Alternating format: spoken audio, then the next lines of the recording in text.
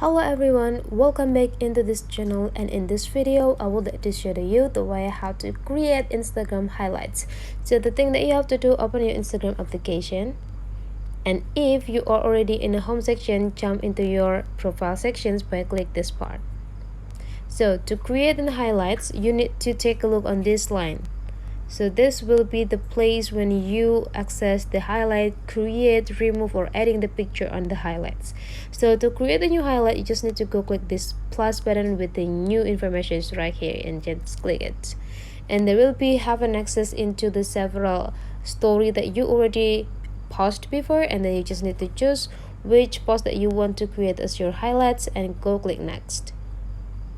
And then you can just say or type the title for your highlights on this part, and whenever you're done, just go click add.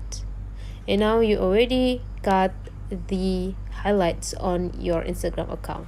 So that's the way how to create highlights on Instagram. Hopefully this tutorial today is useful for you guys. Don't forget to leave some comment, like, and subscribe into this channel, and I'll see you for the next video.